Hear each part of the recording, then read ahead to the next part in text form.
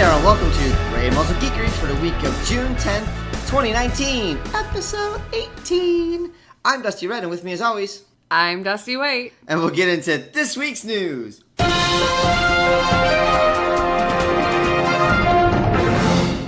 Harry Potter and Vans are teaming up to bring you new kicks for your muggle feet.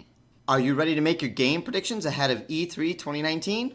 The Electronic Entertainment Expo, or E3 for short, will be taking place Tuesday, June 11th until Thursday, June 13th in Los Angeles. So stay tuned for our takes on the announced games coming down the pipeline. The Dark Crystal prequel, Age of Resistance, released its official trailer. Divinity and 5th edition Dungeons & Dragons are coming together to bring its fans Baldur's Gate 3. Rumored to have over 100 hours of content, the game's teaser trailer suggests a plotline rife with mind flayers. Lovely. Ghostbusters sequel, slated for 2020, could possibly reunite Sigourney Weaver with Bill Murray. This week's Geek Battle Cry goes out to our Patreon supporters, Clay, Donna, John, and Ryan. Thank you for continued support for keeping our muzzles gray. If you would like to also support our continued Grey Muzzle efforts or hear our pre-show antics, find us at patreon.com/Grey Muzzle Geekery.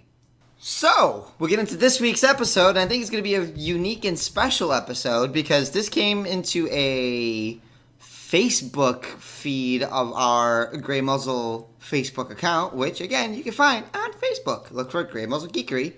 I got an advertisement for Geek to Geek, the Geek dating app, which I'm guilty and say I was curious and looked, and it's negative reviews across the board. Because I guess you're trying to impress geeks with dating, and it's just not a working. thing. Yeah. Well, and so having seen that, the both of us were like, this could be one of those episodes that's going to piss some people off, and I'm all for it. I don't think it'll piss people off. I think people are interested to know. So, what is this week's topic going to be?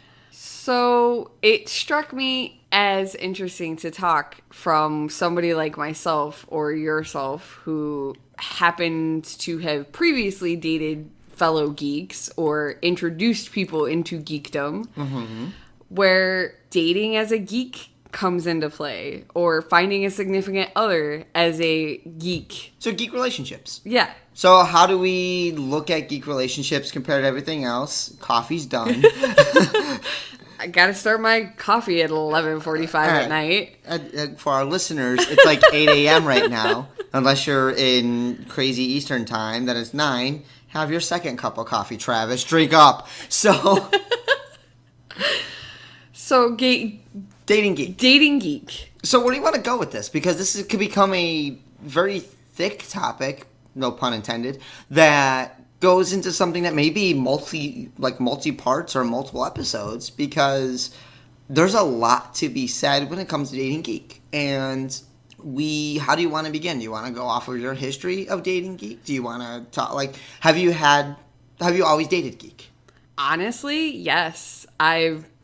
My first boyfriend in high school was a geek who I've talked about in the podcast before, who got me into the Wheel of Time, got me into tabletopping on Tuesday nights.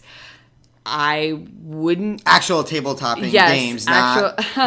I was 16. Whoa, calm down. I don't know what you guys do in the South. Jeez.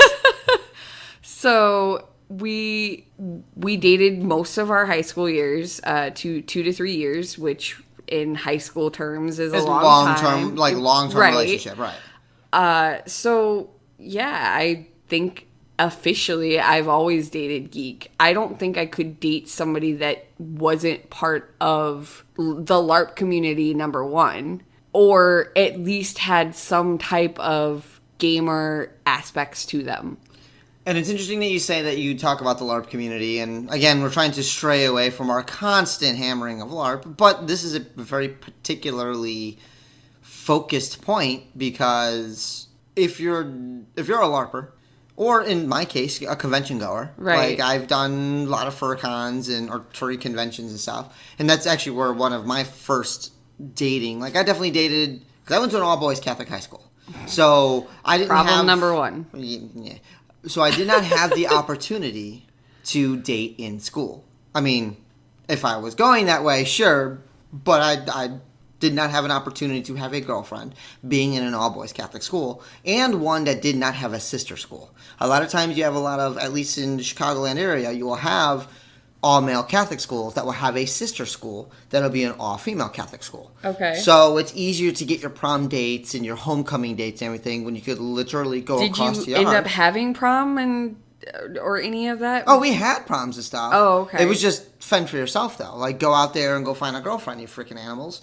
Well, if you're introverted in the 90s and didn't have a bustling social life and had no good luck. And no sister school to even, as a fluke, run into on the bus or we didn't have cheerleaders. Something as silly as that. And it sounds, obviously we're looking back like, haha, but our school didn't have cheerleaders. Our school didn't have all that stuff. Right. So the opportunities to find, in my case, to meet a female and court them or whatever for dating or for anything else during my high school years was non-existent. The only real outlet I had was my sister's. The closest to is 4 years younger than me, which means I would be dating 8th graders in my senior year of high school. So It's not a thing. Now, obviously, as I got older, like my sisters had friends in my 20s, but I'm in the 20s and they're turning 20, like the dating pool opens up a little bit. But when you're in high school, I'm a sophomore, freshman, sophomore, junior in high school.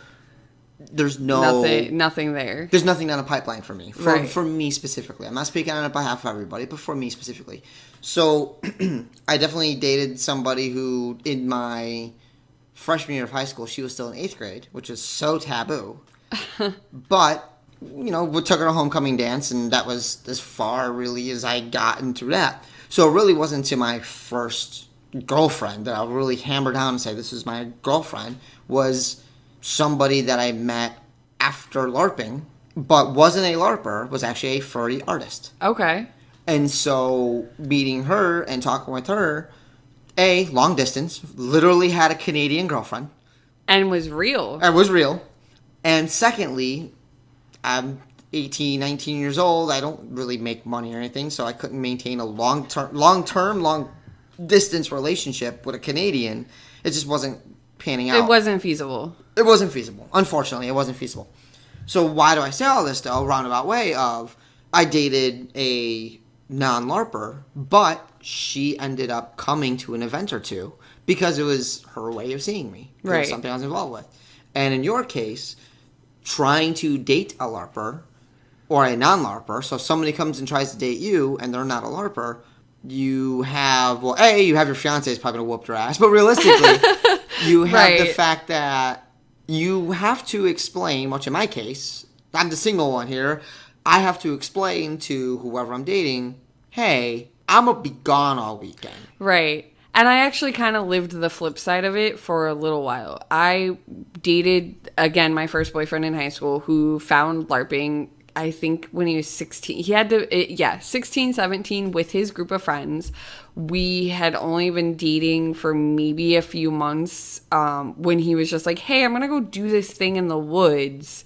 And I was supportive of it. I made his first spell book, and it was, I supported it. You use your calligraphy skills to write out a spell book and everything else. Yeah, so it's good to have that support, but at what point did you...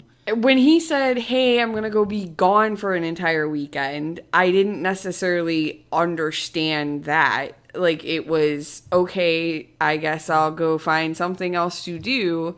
And then there's the other aspect of LARP in general, and it was very popular when I was younger and when he was playing when he was younger, was, hey, I'm going to go play in the woods, and I might have a in-game significant other.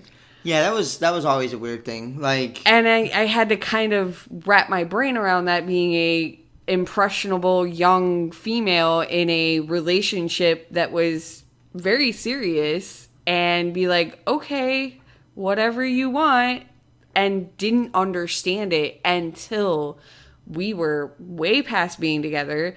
I had started playing LARP. I honestly did start playing LARP as no one's significant other and played by myself and grew into understanding why people have in-game relationships or grow attached to in-game characters. And it's funny because I went the opposite route and I learned from one of my friends of, like, in-game relationships could be dangerous. Right. You dance that line between, what is in-game, what isn't, that blur and that bleed, which you always want to be careful of. And I guess the really good players and whatnot could do that. But I was married to a gamer, or to a LARPer, and we played the brother and sister route. Right. So any kisses were on the cheek. Any courtship was seen as, like, sibling play. So I was able to use that of,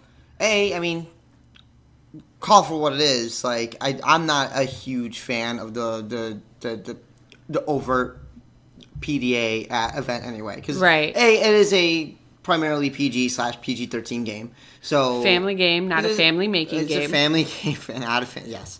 So it is a case of keep that stuff down in a way, and you got even in tabletopping, there's other stuff, like, you keep that to a side. So I definitely played a role of, this is my sibling, this is my sister, or this is a really close friend, and kept the PDA out. And that's my view on it, and I still kind of stand there to this day of keep that out. And of the I think game. it goes across all. And again, we talk about LARP a lot, but I think it goes across all types of role playing. Like, you might get into role playing. Well, all kinds of role playing. Be careful. That's a different. But I Grey Muzzle After Dark. I'm just saying it goes across all manners of meeting somebody online. Sure. I remember AIM chats, and for those that are super young listening to this, those would be American Online, Yahoo Instant chat rooms. Messenger. Well, you kind of poked at me before. I'm fairly active on Second Life. Yeah. Which is a 3D game, being a very loose word of game. It is a 3D chat sim with a number of servers, like tons of servers, that are customizable. Right. And you get to make your character, make them look what you want. You can, you can actually buy the in-game currency, a real life currency. And it becomes the thing of, hey, I want glasses. Well, you can either make these sunglasses for your avatar yourself, or you can buy it from this guy who's got 3D modeling experience. And makes way better glasses than you ever will. And that do things. You could touch them and they change color and all this other nonsense. So you could spend your in-game money on it, but you're still spending 25, 30 cents or something. But right. That stuff adds up. Okay, pair of glasses, hat, hair, gloves, scarf, clothing. Tail. If you want to go with the large furry community that's on this thing. So yeah, to buy all these things does cost money. And so, yeah, I am occasionally active on Second Life just because it is I'm bored. Yeah, it's another quiet. outlet. I could go online and not so much play a game like an MMO, but it's something I could go in and, I don't have to get sucked into, because I get a bad habit of, like, when I log but into you something. you just listed another one, MMORPGs. And that's what you see too. You see a lot of people that are... One of our friends and one of our listeners is actually married to someone from Loaded Dice Adventures. Right. So married an MMO acquaintance or whatever. Fellow player. So that is another realm of geekdom. You go into conventions is another thing too. Is you start hitting, Harry Potter or furry or gaming conventions and stuff, and you have these people that meet up a couple times a year, and the relationship. But Comic-Cons, especially if you travel, there's stories of people who travel to the variety of Comic-Cons, and they keep running into each other. Right. And at that point, they become significant others in a way, to be like, hey, you're at San Diego again. Let's meet up for dinner. Let's do this. Right. So it's like I said, I think it comes across the board that when you become so immersed into a geek community, if it is diverse enough, you have the opportunity to meet be it somebody of the same gender, opposite gender, whatever you're into. Irrelevant, for sure. But you are able to get to know those people. Now, I was kind of hinting as far as role playing and things like that, there is a tendency to have, like you said, that blur of how much is this character's personality or persona, and how much is this actually the person. Sure. So what experience do you feel like you've had with that, as far as, okay, I'm interested in this person, but am I more interested in what they've done as a character or a player than, or vice versa? Do you find yourself, hey, I like this person, and then you find yourself gravitating more towards, okay, I can get along with this person in game a little bit better because I like the person, not necessarily the persona?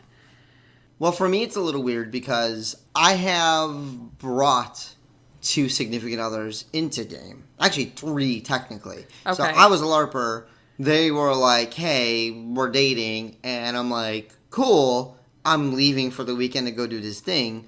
And it's funny, as I've gotten a little bit older, I've definitely doubled down on that. Like, hey, I've been playing this game for almost 20 years. I knew you for like... It's a longer relationship that we've had. Yeah, I've been playing this for 20 years. And I've known you for like 20 days. You're gonna lose this argument, unfortunately. But I brought my significant others who wanted to come and join with me and play. So it could be bonding in that regard. But I've only had one relationship through my gaming. So I didn't have any relationships through any MMOs like EverQuest or World of Warcraft. When I played a lot of Dark Age of Camelot, I was already in my relationship with my then wife. In fairness, I've got a lot of 5-year relationships where it's like 4 years and then break up, and 5 years and then break up. So I didn't have a lot of short relationships. That could be a psychological case in its own thing. But yeah, so for me, it was find a significant other and bring them into LARP. But those significant others still had interest in other communities and other geek things. Again, I dated a furry. Dated 2 furries, technically. I dated and married the LARPer. She was playing before I played. She was brought on as a healer girlfriend. Of course. And went and kind of was like, broke up with her significant other. And then we end up dating. Got married. And then split up. She still played, I still played. It was weird and awkward, but we still played. And then when I started dating again, ran into someone playing D&D. Right. Dated her, got engaged with her, and then she pulled away from LARP. She pulled away from other stuff, and we just grew apart at that point. So my experience has been heavy in the LARP side, for better or for worse. And my relationships with other gamers and nerds is almost a must.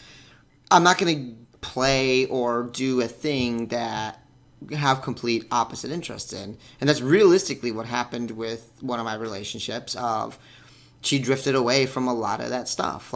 And then you find you find it hard to have common interests or common hobbies. The common ground disappears. Right. She gets into new topics or new interests, new hobbies, new whatever, and I'm still into these hobbies. And this really is kind of broad in just relationship terms in general, outside of geek. Geek might be a little bit more of a subculture or a little bit harder to find, but you just said you're seeing more and more females playing and more females into stuff like that, so I guess that is not as difficult as it used to be. Right. But for me, yeah, it was definitely... I brought my relationships, I brought people who are dating into my LARP game, and even then, the 2 that I brought definitely were significant others in game as well. Even though I tried to play the sibling and everything else, it still ended up becoming more relationship there. So, okay, and then you also have the fact of you find almost a dating pool from the community that you're interested in, but I've seen all kinds of. I've seen the whole gamut. I've seen a husband and wife that have been together since they were in high school and are happily married and have only ever been with one another.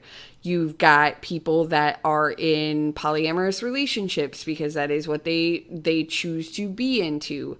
You have people that are not really looking for something and then find their wives, while they're running their game. So it's a full gambit of opportunities to meet people and, again, kind of almost date two different people at the same time, because you're dating, like, if you You're talking almost specifically LARP now. Well, not necessarily, because again, you have MMORPGs that you have a chat reference or you have Discord channels or things like that, and you strike up a conversation with that person. So more on roleplay servers then. Yeah. More specifically on roleplay stuff. That's the other thing too, is like you could break down an MMO into, hey, you're just playing a game. And then you have the roleplay servers where you have characters that are being developed out of this stuff. Right. So now you look at that of like, so that's the geek subculture of like, not only an MMO. Man, that's on my list of people I want to date. Got to be a good role player on the resume. Well, I mean, I can speak on behalf of... I also can too, unfortunately. You see people in responses that are role playing, and if they can't put a comparable sentence together, you're just like... No, I'm not interested. Or, maybe you're being a little elitist, but, like, if somebody messaged you, how are you? Like, HRU, like... Nah. And again, I say this as someone that's on Second Life, which is, again, visually heavy compared to the old chat rooms used to be in and stuff like that, where... Age, sex, location. ASL, woo! Like... But if you had to deal with, somebody that comes and wants to role play with you, we'll go text-based role playing and all of a sudden, and we're not even talking like cyber or anything else. No. Let's go straight up text-based role play, and they can't put a sentence together, or spelling errors left and right, or they don't even use proper grammar and starting their sentences with lowercase stuff. Yeah, I'm showing my elitism. I get it. Yeah, widely. But I'm not interested at that point. Like, put your goddamn sentence together. Like. Don't just, like, garble the fucking language. Speak it. Like, or write with it. Like, and obviously, kind of piggying back on that, I had a situation where I dated somebody that didn't like that I was more popular or a better role player, or I was identified as more of a leader in the type of town that we were playing in, that it brought in its own out-of-game relationship issues. Like, there was arguments because you happened to do this and do that, and I didn't like that. And that can end up being tension in a relationship. Do you see that being more of a youth problem, too? Something that's for younger gamers. Was I dumb? Well, just for younger gamers. Younger gamers having difficulty, because again, as Grey Muzzles, we can look at all that and go, oh my god, I can't believe I did that, or said that, or did that, or said that, or whatever. Right. Whereas, as Grey Muzzles, we can look and go, we can identify the problem almost immediately, going, whoa, step back, like, right. This, you are dancing, and nobody in particular, but you could point to somebody and be like, hey, you're dancing a line that we've been on before. Like, if you have feelings for this person, tell them, or remove yourself from the situation. And just like anything else, you treat it like a normal social situation where if you're at a club or something and you get shot down, you can't, I guess you could keep trying to send them drinks their way or something, but ultimately it's, you get shot down, you move on, you go from there. So unlike clubs and stuff, though, is there a level of, I don't want to use the word desperation, that's the last word I want to use, but a level of smaller pool to pick from, because it's not as prevalent going to the club and finding somebody, or going to a certain thing and finding somebody. It used to be you met somebody at the grocery store, you chatted them up. Well, now it's like you meet somebody at the grocery store and look and be like, so do you play EverQuest? You could be the dude's joke now. You could be like, you roll up to somebody and be like, Horde or Alliance, and they're like, Horde, you're like, Loktar, and you go and date him or something. So, okay, so I see that you Potter kind of. Do you have Potterheads that are arguing of like, oh, I kind of like this guy. Yeah, but he's Slytherin. Like, oh, I'm out. Like, you have that kind of subgroup. Is it that picky? Are we able to be that picky? Are we able to look and go, oh, they're also into Potter. Cool, I'm down. Or is the dating pool gotten big enough to look and go, yeah, but he's a Gryffindor. We just don't mash. But that shows it's a bigger dating pool then. Rather than like, oh my goodness, he reads the same books as me. I'm Yay, interested. excited. Maybe this could be compatible. Now you start looking and going, you can start judging before. You can almost prejudge, be prejudiced towards based on house or based on right. This person really likes. I've definitely seen houses used on Tinder profiles and things. So I'm sure it's most likely a thing. Oh God, I'm trying to think of that. I don't even want to think of the profiles. I'm just like, let me slither into bed with you. Or something. No. I'll huffle my puffle or something. Shame. Look, I got to practice my dad jokes. I did the thing of, it's Pride Month. Right. And so for those who... Maybe that's what spurred this on. I don't know. You're feeling prideful? I guess. Just... Like, it's Pride Month, so if somebody needs a dad and, needs dad hugs and dad advice and apparently dad jokes, like, I will help out. As a Grey Muzzle, I will be... if you come from a family with your father and you're not accepted or whatever, I will be your dad for the month, not your daddy. But I'll be a dad for a month. I'll give some advice, drink your water, eat your vitamins, don't do drugs, unless it's legal in your state, I guess, and stay in school, or at least go to a trade school. Like, there you go. Do something. Pay your loans. Don't use credit cards crazily. All this dad advice. I'll help wherever I can. But no, is it becoming enough in geek culture and the geekdoms that we're in that we're able to separate that much too? I mean, even just splitting ourselves between MMOs, LARPers, online chats or online gamers, the Pottermore fans, right. and then other subgroups that I know I'm leaving out. I mean, Trekkies. Yeah. You got people getting married as Klingons and doing full weddings absolutely. and stuff. And so, I mean, in a way, you're looking at people getting Elvis weddings. Yeah. There's a level of geekdom. My mom is a ravenous. She went nuts when we called her a fanatic. She's like, I'm not a fanatic. I'm just a really big fan. I'm like, you're a fanatic. But something of getting married by, getting married by Elvis Presley, or having a Elvis themed wedding, or having a Star Wars theme. All these themes is still a form of geekery, so some form of passion. As somebody else that had a themed wedding, I did have a Renaissance themed wedding.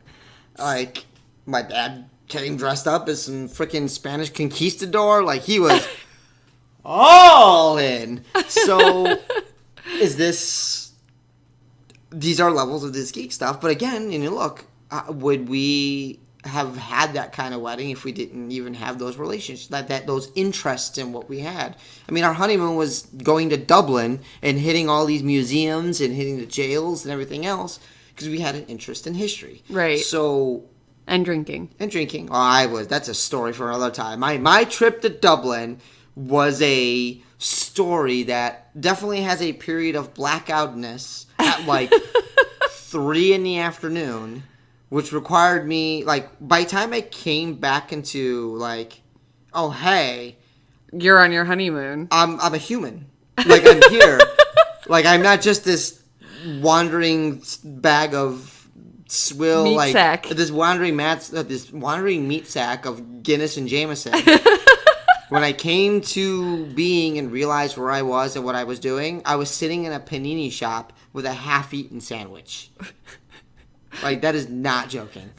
So I mean, and now obviously we kind of paint ourselves in a corner. Where do we go from here? So what do we want to talk about? What would be interesting for some of our listeners too? Of like, how many? I guess for you listeners here, what is your significant other into geek culture? And if so, kind? what kind? Where did they come from? Did it you meet? Same as it yours? Mutual? Is it two different geek cultures? Right. I mean, we know one geek came in. I guess Matt. Right. His wife only recently started to come and play. So, but she had her own geekdoms that she's definitely a fan of. I mean, let's call that story out. Like, okay. sorry, Matt. Sorry, Matt. Lisa, we're calling you out here. But they met. Friend's Halloween party. And she came as Poison Ivy, which obviously meant at some point she identified or liked the comic book or the heroine as Poison Ivy. And heroine? Yeah, that's how She's not a hero, though. But okay, anyway. Okay, whatever. Continue. Hey, listen, anything that pulls Harley Quinn out of the bullshit relationship she's in, I'll call a hero, okay? I mean, they do make a cute couple, though. They do. Okay, anyway. Tangent aside. And Matt shows up as Iron Man, and now Tony Stark. Okay. No, he was in Iron Man costume, I think. No, he had the vest with the arc reactor in his chest. Right. He had his hair slicked. Like, he looked like Moneybags. So Tony Stark. But they were able to signal to each other that they had these interests. Right. That they're both interested in comics and stuff like that. It's an icebreaker. It's an easy icebreaker. The old, like, how much does a polar bear weigh? Just enough to break the ice. Hi, my name is blah. Oh my gosh. Boom. You don't use that. That's dad advice right there. Wow. What just happened? I just laid out my best lines. Oh my gosh. Ladies, here's my number. No, but it's I mean, you're setting up the bat signal. You're setting up and saying, "Hey, I'm interested in this. I'm also a geek, or I have these interests, or I'm to what degree is the shamelessness about it a good thing?" Right. If you're going, "Hey, no, I'm into this. I like this thing. I like LARPing," or we talk about it obviously, but I like comic books. I mean, I walked around today in 2 different shirts that were both Disney's Robin Hood. Right. And I'm not saying in the hope somebody's gonna roll down and be like, "Hey, I like Disney's Robin Hood too." Hey, Robin, I'll be your maid, Marian. Right. And I'm like, "Hey, you're 12. Like, tell mom to put you away." But it's obviously, and again, it goes back to what I always say about wearing T-shirts or wearing articles of clothing and stuff. Of if you're interested in something, wear it in the hopes of being that icebreaker, or let your fan flag fly. Yeah, your freak flag fly, and be like, "I like this. I like Disney's Robin Hood. I like Fox's. It's well known I like Fox's." You obviously listening to this podcast, you saw the picture that we used for it. But talk to me about it. Right. Hey, I like Robin Hood too. Cool. What's your favorite part? Do you know the lyrics? Now I can't. Like, I could be an asshole and drill them. But like, do you know Oodle Lolly? Like, if you don't, we can't date. But it's a lot. It opens up these avenues. So, at what point though does that complicate things? Those relationships? Do you pigeonhole yourself? Of, well, if you're not into this, then we can't date. Or if you're not into this... If you're not at least open-minded... For me, specifically, I would say, again, obviously, engaged. But if I were to go and be part of the dating community again, I don't think I could find somebody that either wasn't open-minded enough to go, willing to at least try it out, or at least understand that I do it. If they don't have, I did date a guy for a while that was playing, but didn't have the imagination to really get into the game.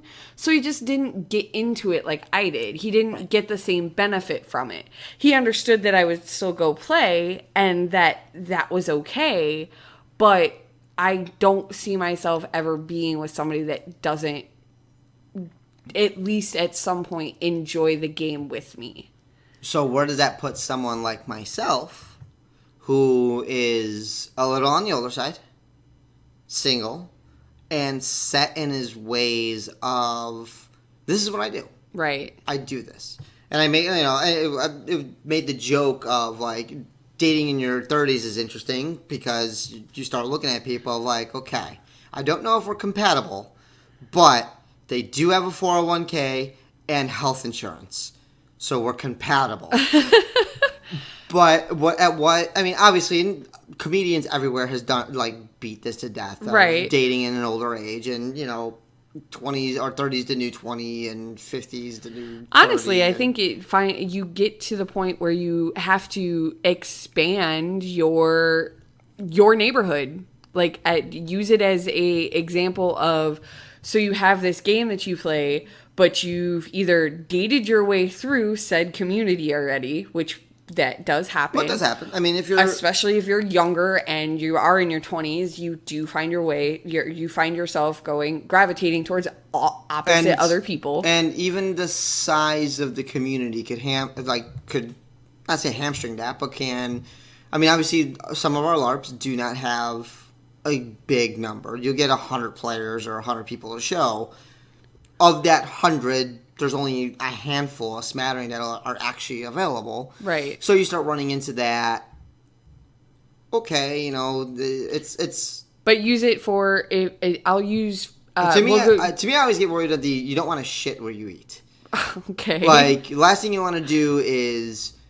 Or maybe this is just my experiences, and I'll give it to any younger players and stuff. Of, you know, you don't want to start dating and possibly ruin relationships or deal with bad relationships and stuff someplace where you have fun.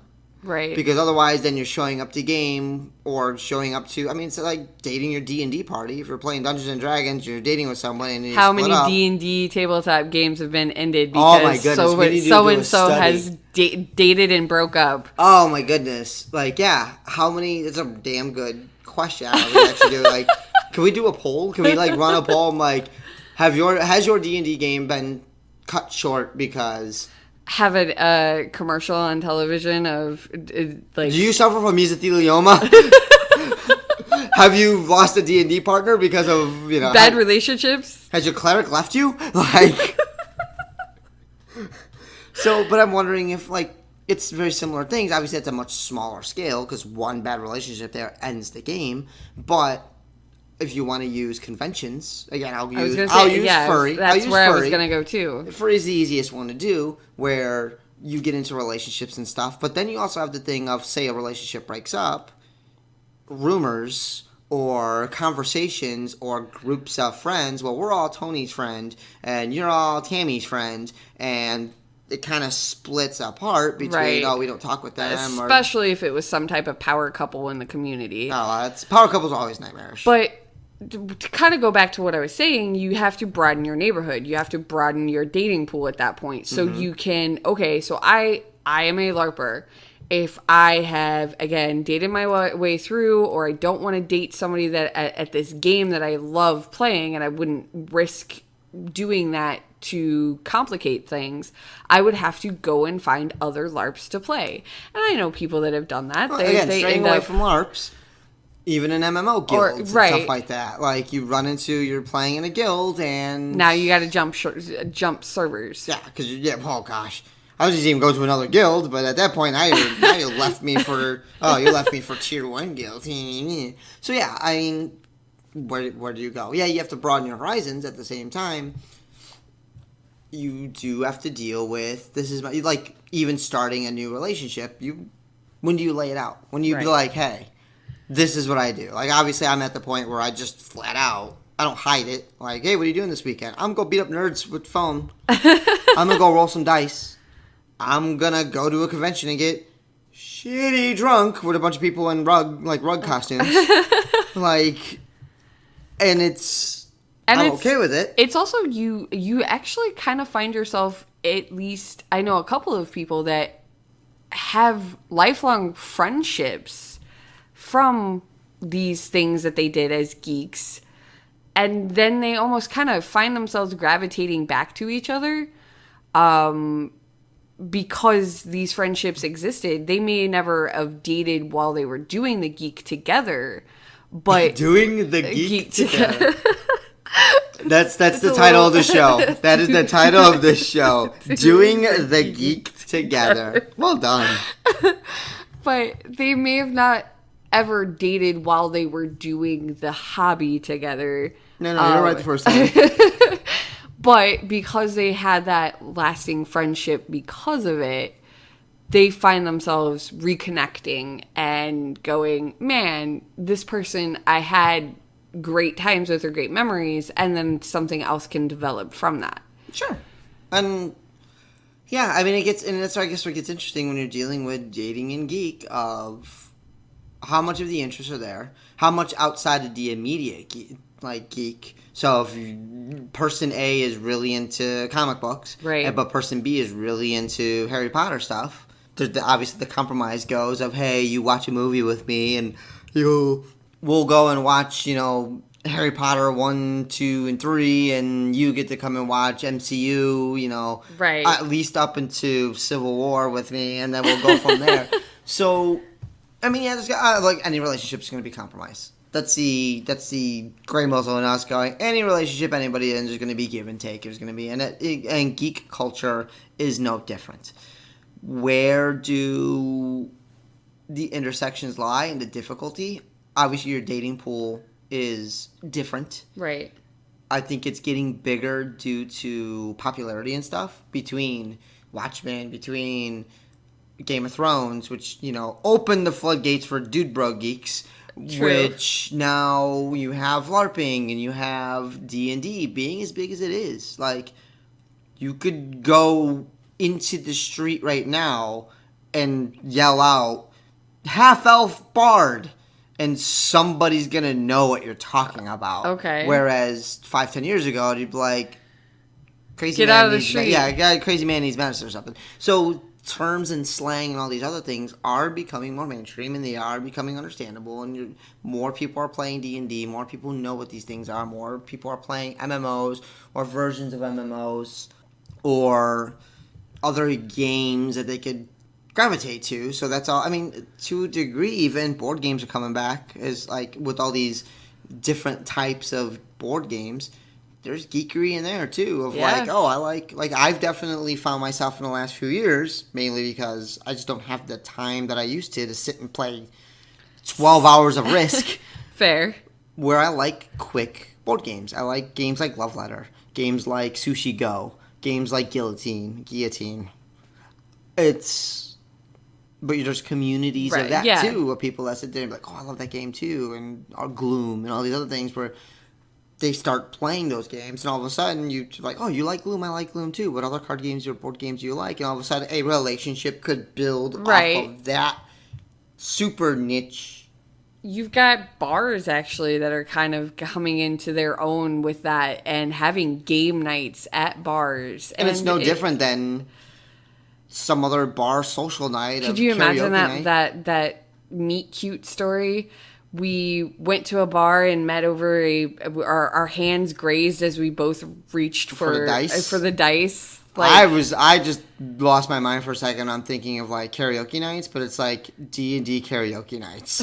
So you're like at the bar and like, who's playing the bard? Why? You're up next. And they got to go up there and sing an Elvis song, and they're halfling plus one inspiration to full party. I mean, if you're going to go on stage in a karaoke bar, like +5 across the board. You're getting epic level inspiration. I don't care how bad you are. And just talking about the Asians do not mess with their karaoke. I think the Koreans, are like Asians. Yeah, I think the Koreans like killed somebody. Like, there's a story, I can't remember exactly. I have to look it up at some point. But there's a story of, like, at a Korean karaoke bar, dude was hogging the mic. Like, was doing like song after song. Shoes? Like, easy there. Like, was singing song after song after song, and they killed him. We call those Brazilian rules karaoke. So, I was talking about the D&D, it was reminiscing about, we have two friends that are gonna get married soon, and they were trying to do the hashtag marriage name like thing, and they actually, I think they might be going with, I'll have to double check, but I think they might be going with something D&D because they play D&D together. Right. And couples that slay together stay together. Yeah, exactly. And it's just it's nice to see that. So yeah, dating as you're a geek is complicated, just as dating anywhere can be. Sure. But it just seems to have a little bit more unique spin to it. It has more of a creative spin. It has I'm going to sound maybe bad here, maybe even more difficult in the sense of, you want to find somebody that's going to keep you on your toes and somebody that's going to be creative. Because I have not met many non-creative gamers. Like, maybe my bias is showing, but gamers and those that are passionate about geeks, just geeks in general, right, are going to be knowledgeable. They're going to do the research. They're not just going to laissez-faire and whatnot. So they're going to challenge you on things. Be prepared for that. Be prepared to get into a 4 a.m. argument on why Prisoner of Azkaban was a boring movie compared to something else. But I wonder what percentage of being a gamer would help or hinder your communication skills. I put my gaming skills, like the fact that I LARP, on my work resume. Shamelessly. Okay. And I've been asked at the company I work of like, why? How does this help? And like, how does this D&D and all this other stuff help? I'm like, problem solving, time crunch, finding people. Yeah, but spin it for a dating profile. How do you, like, you can't, time crunch for dating doesn't sound very good. Hey, I'm getting old. Like, my time is dwindling. Time crunch. Like, speed dating. But I'm just, like, it's a relationship cast haste. Rhetorical question, No, for sure. basically, of, like, I wonder how more communicative marriages or dating scenarios can be because you are both More geeks. interestingly, would you date somebody that, like, oh, this person always plays a rogue, maybe I won't date them. You're going back to your house bias problem. Maybe, but like, been putting a different spin sure, on okay, it. so do you see that? Do you see that, like, oh, this person always plays a cleric type, maybe the zealous thing, like, all I have to do is leave the toilet seat up once and I'm gonna get the fucking wrath of God of, you know, Helm poops with the seat down or something, like.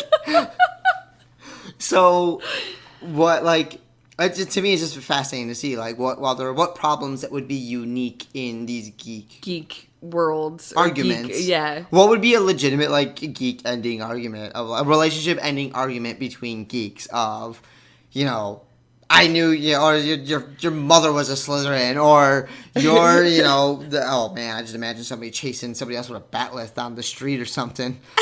But, we have people that have them. they cut a cake, if I'm not mistaken. Cut a wedding cake on a batleth. So, I will say, it's, geeks are going to be knowledgeable, or are going to, there's going to be, to me, and I'm going to sound extremely biased here, to me, I've seen a lot of geeks have a level of intelligence that has been higher than your average. It's hard to find a dumb geek. Right. You'll definitely find somebody that's passionate about a thing and are knowledgeable about a thing, and they may not know all of the things about everything, but what they're genuinely interested, they'll be really good at. And that's, again, one of the nice things about going off what you're saying of how does that help, of it can inspire confidence. You could be a confident person by knowing things, and if you're really good about this, so you could be in a conversation with somebody, and you could be anxiety-ridden or just antisocial or whatever else, a hard introvert. Right. But how much does that introvertness go away, that anxiety disappear, when you like Dungeons and Dragons and I like Dungeons and Dragons? All of a sudden the conversation's like stalling or having difficulty, and then you're like, hey, Baldur's Gate 3 is coming out, and their face just lights up and like, oh my god, mind flares, blah blah blah. That's positive spins on having that familiar territory to talk about. Yeah. That icebreaker, that polar bear.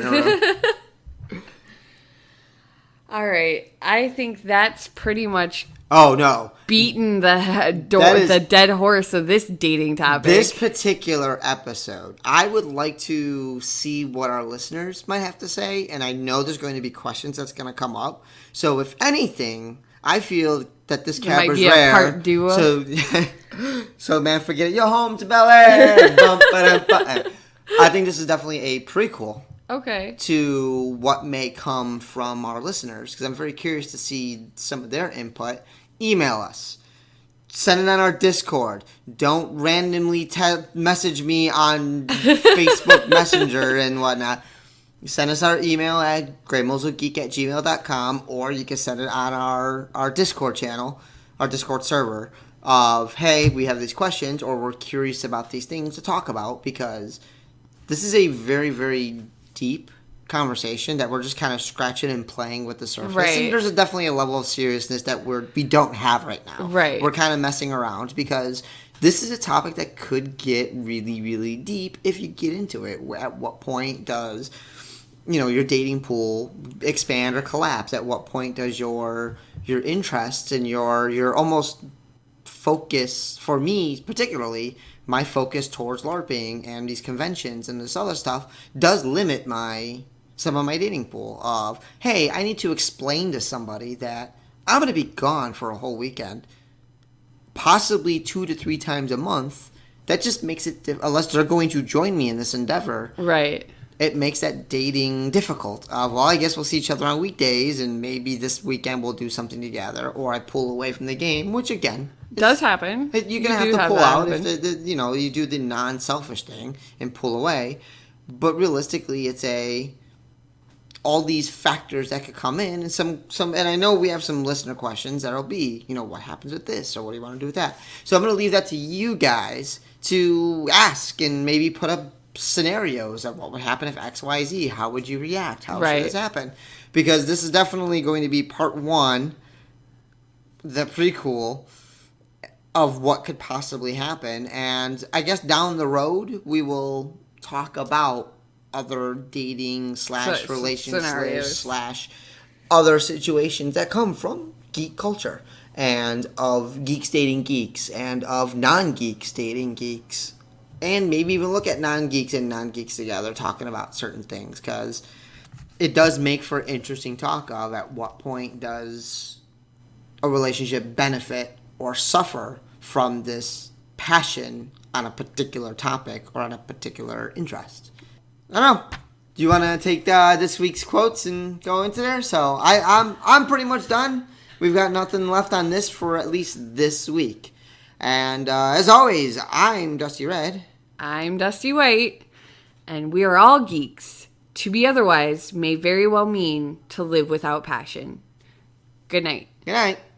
Thank you for listening to another episode of Grey Muzzle Geekery with Dusty Red and Dusty White. You can support our continued geekery at our Patreon website, patreon.com/Grey Muzzle Geekery. Be sure to check back often as we start to add geek cred levels. You can send your questions and comments to us at greymuzzlegeekery@gmail.com or find us on Twitter at Grey Muzzle Geek. We can be found on iTunes, Google Podcasts, Stitcher, Spotify, and Buzzsprout. And a special thank you to Pepper Coyote for our intro theme. And if you like what you heard, you can find more of his stuff on Spotify, Patreon, or directly from his Bandcamp page.